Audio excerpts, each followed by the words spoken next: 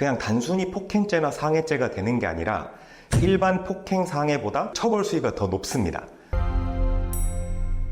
안녕하세요. 여러분의 인생을 지켜드리는 인생변호사 검사 출신 배한진 변호사입니다. 오늘은 여러분 군대 내에서 발생하는 폭행의 어떤 유형에 대해서 각각 어떤 죄명에 해당되는지 한번 알아보는 시간을 가질 텐데요. 오늘 도움을 주실 저희 온강의 군 검찰 수사관 출신 상당 팀장님 김성원 팀장님 모셨습니다. 안녕하십니까? 네, 안녕하십니까? 네.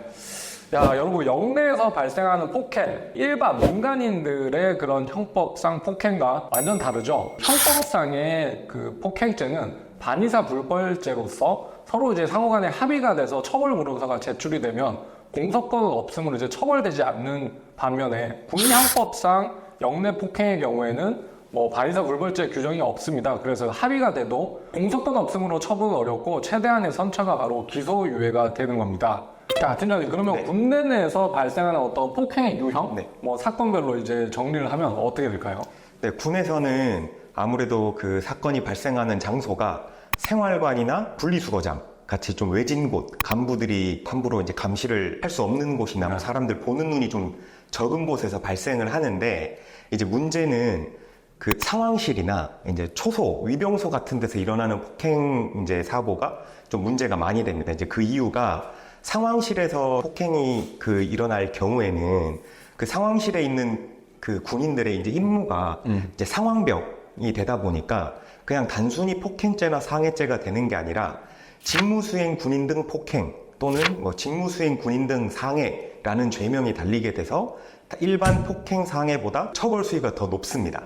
초소에서 폭행 사고가 발생을 하게 되면 이게 초병 폭행 또는 초병 상해 이런 식으로 이제 처벌을 받게 되는데, 죄명에 초병이 들어가는 순간부터 제가 이제 현역에서 군 생활을 할 때 그 군법 교육을 나가면 좀 극단적으로 설명을 해줬었습니다. 이때부터는 내 인생이 맛이 가기 시작한다 라는 좀 극단적인 표현을 써줬었는데, 그 이유가 벌금형이 존재하지 않습니다. 거기에다가 초소에서는 병기를 휴대를 하거나 아니면 철무나 이런 것들로 때리게 되면 단순 폭행 상해가 아니라 초병 특수 폭행, 초병 특수 상해 이런 죄명이 달리기 때문에 법정형이 워낙 높다 보니까 매우 큰 처벌을 받을 위기에 처하게 됩니다. 조금 더 이제 부연 설명을 드리자면, 초병이라는 거는 경계 작전을 수행하고 있는 사람을 뜻하는 거기 때문에 2인 1조로 이제 움직이는 경우가 많으니까, 거기서 이제 선임병이 후임병한테 폭행이나 상해를 가한다라고 하면 이제 어마어마한 죄가 된다는 것이죠. 상대방의 지위가 신분이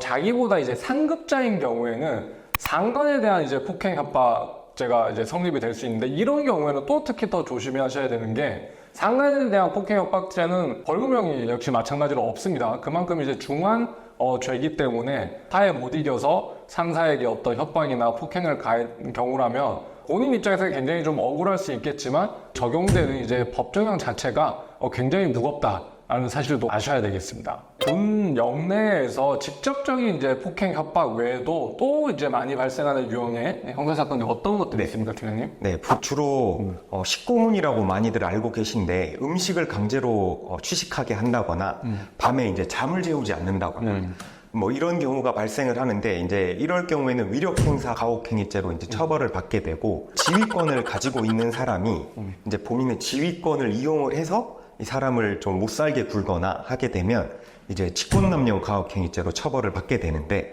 이 직권남용 가혹행위죄에도 벌금형이 존재하지 않습니다. 네.